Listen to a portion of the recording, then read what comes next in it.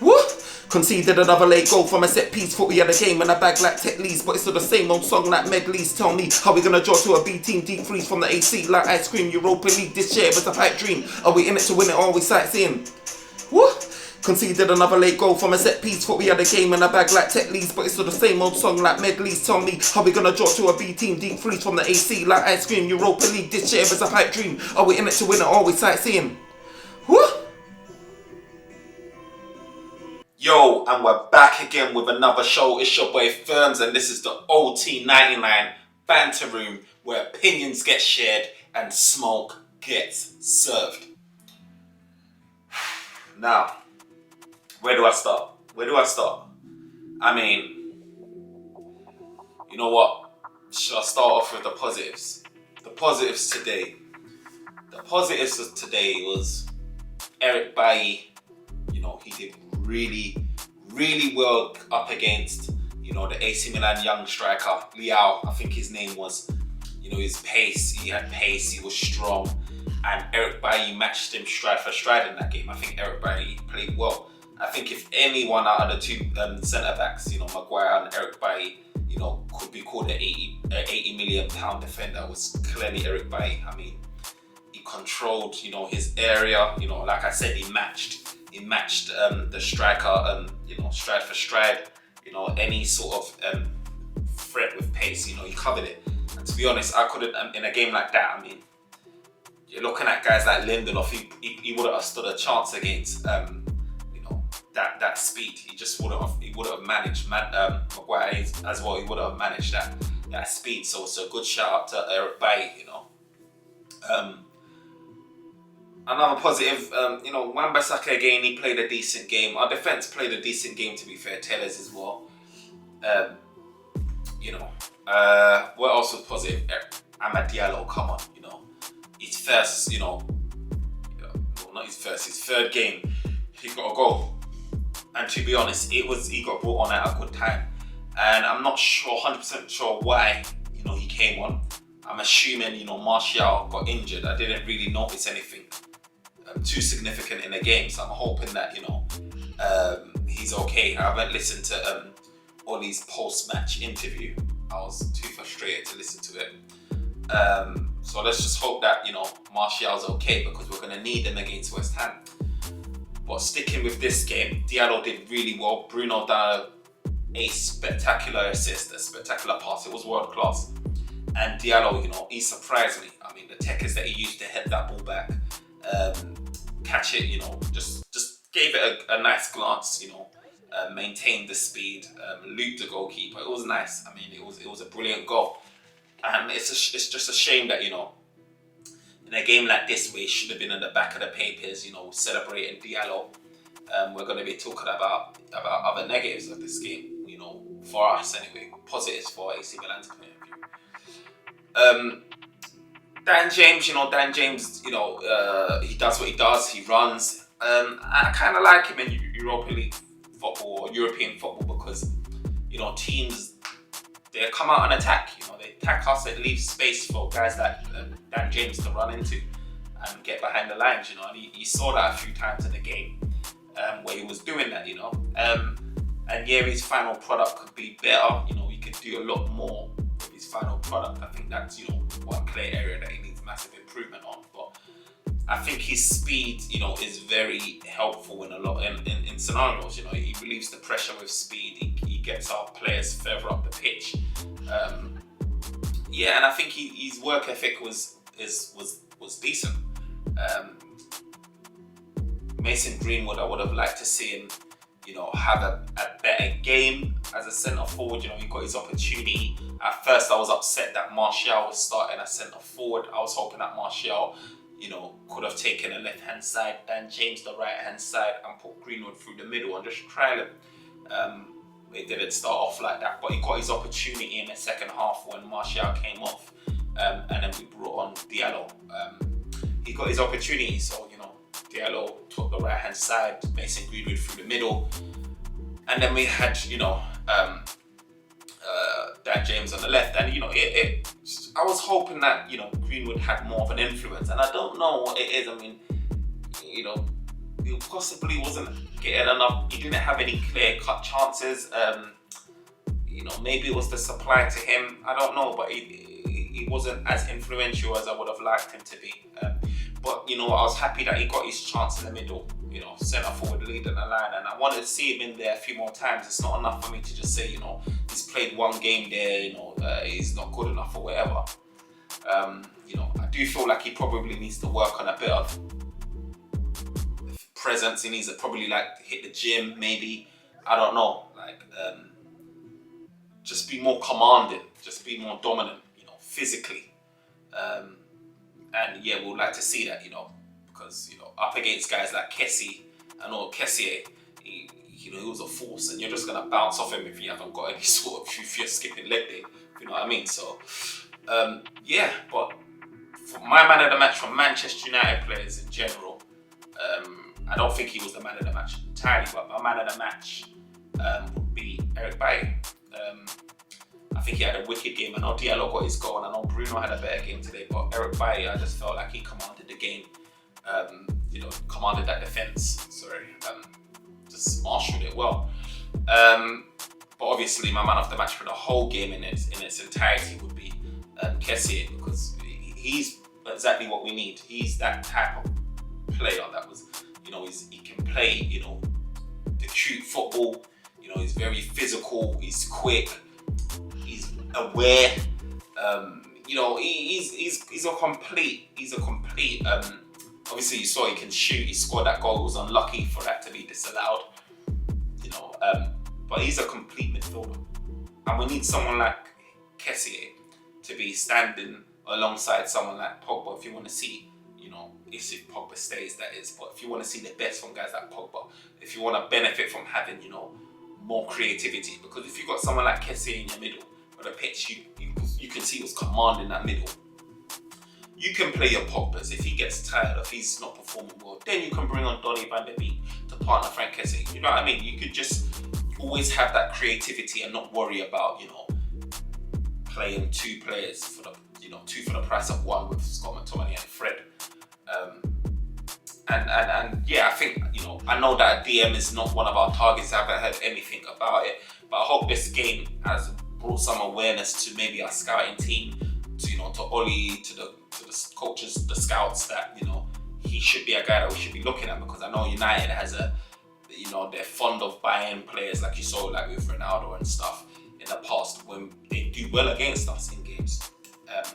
So I hope that, Kessie caught the eye of, the board, caught the eye of the scouts, caught the eye of Ollie, and he becomes one of our prime targets, because I do think that you can get him. I do think that it will come at a reasonable price, probably, 40, 50 million.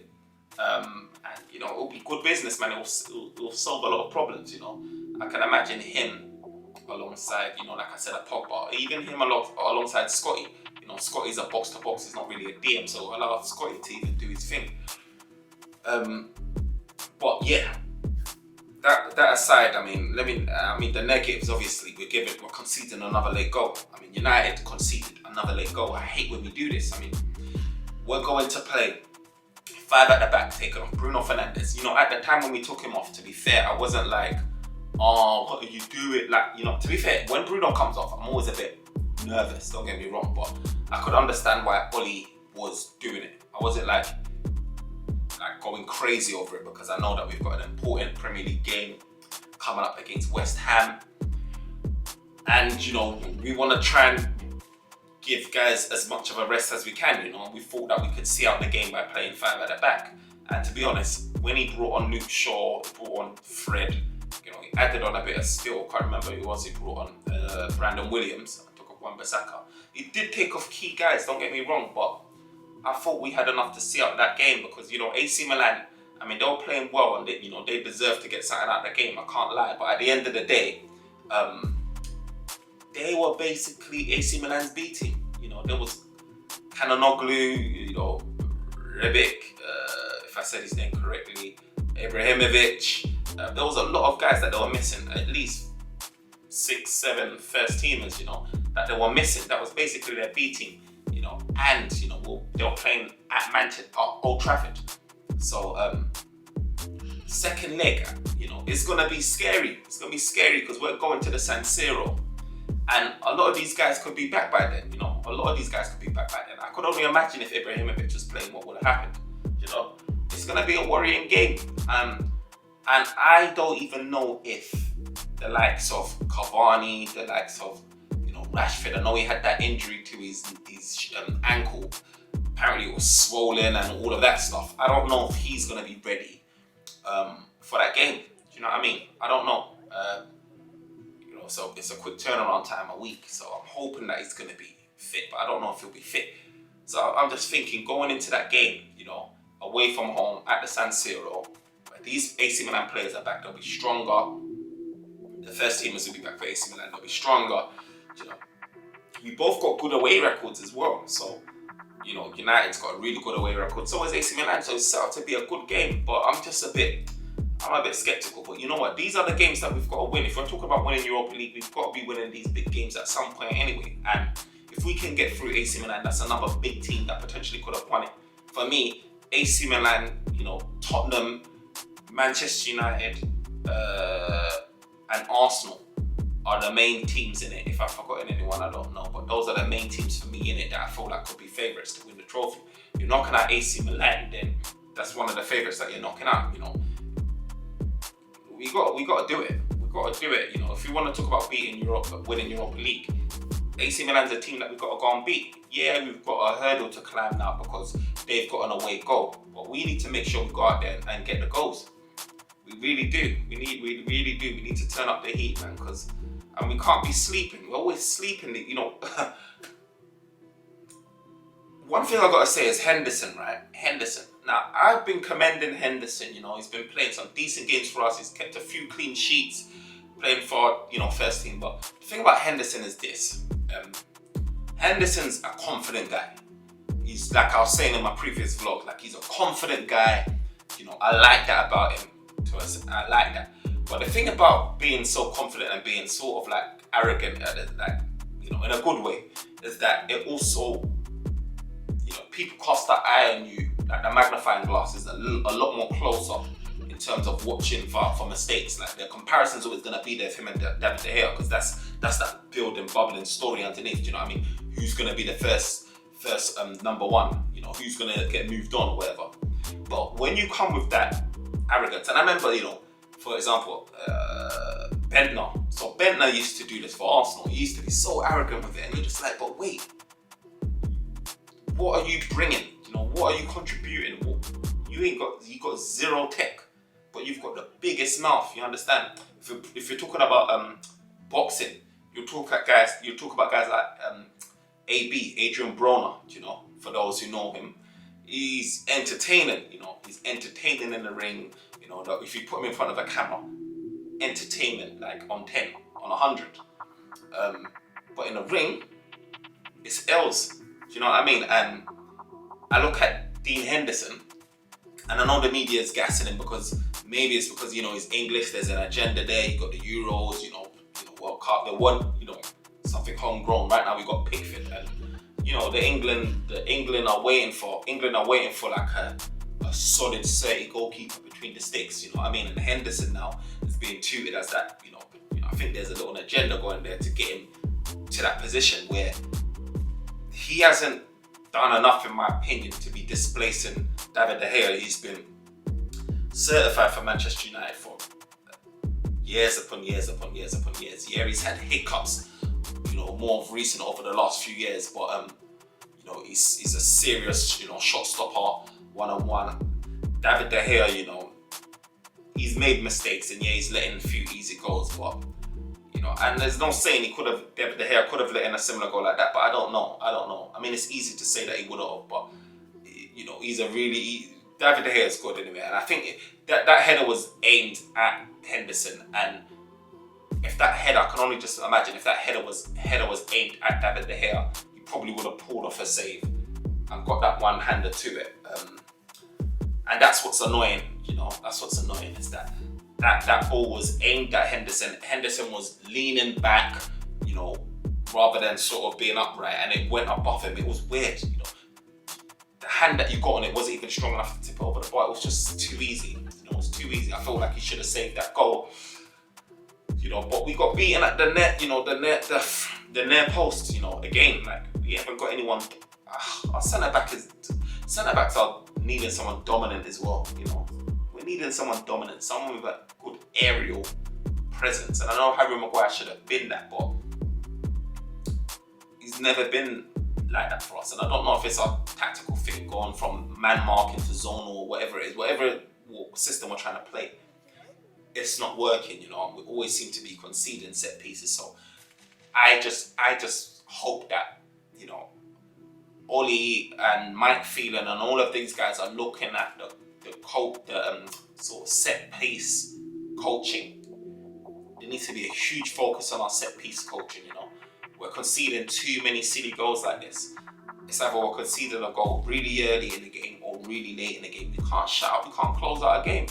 Like we couldn't close a game if it was like, I don't know, we just can't close a game. It's frustrating, man. You put in all that work and you just lose that lead. Do you know what I mean? But like I said, Kessié had a really good game and the striker looked promising as well. But Kessié he's something else, man. He's something else, man. I feel like we should be bidding for him. I know we missed out on Partey and Arsenal got him, but Kessié looks like the business as well. He does look like the business. But you know what? It's another one. It's another sad one again. It's another shame. It's another draw. I can't tell you how many draws we've got. It's another draw, man. It's another draw. And to be honest, I can't even be too mad, to be fair, because like I say with Ollie, it's not something that I can't be too disappointed about. It is Ollie, Ollie's in that process where he's not a tactical genius. He's not an experienced manager who should be, doing well. In actual fact, he's probably. We are where we are in the league. We are where we are in Europa League. I feel like for his skill set, this is probably, the level that we should be in right now. And I'm not expecting Ollie to have a flawless sort of record in European football as well as the Premier League. He's gonna make mistakes, and that just shows you the manager that we have. He's still learning. He needs time. He's not on a finished project, and I can't even be too mad at it. I mean, if we're dealing with an experienced manager right now, I'll be like screaming. And as long as Man United choose to keep him in, the Glazers would or whatever choose to keep Ollie in, I can only support the guy because he's doing well for his skill set.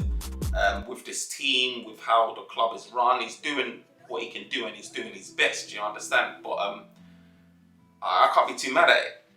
But when the board decide to make a decision, it is what it is. You know what I mean? We're still in the tie anyways. Like I'm talking like we're out, and I'm talking like we've lost the game, to be fair, and that's how it feels these days with draws. But we're still in it. We're still in the. We're still challenging for Europa League. We're still in FA Cup, and Premier League. Mathematically we're still there, but chances are slim to none because City's unstoppable. We saw it against Southampton. I was hoping that they continue to drop some points. I wanted to see how they reacted against from the loss against us, but City snapped back like any good champion would do. They snapped back well, they bounced back, they got the win, and they won that game. It's an exciting game, scored 5 goals and kept it moving. And that's just a sign of a team that is very focused, got their heads screwed on, and know what they're here to do.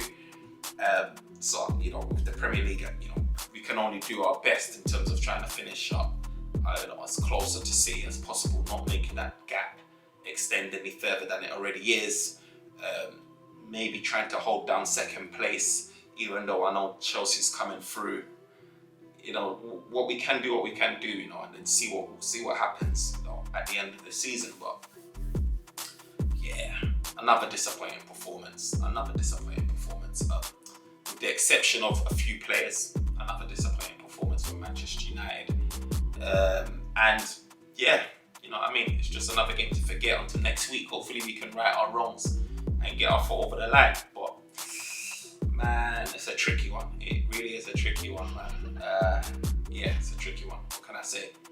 But anyway, I'm out. This is Firms, OT'99 Banter Room. Remember to like, comment, and subscribe and support.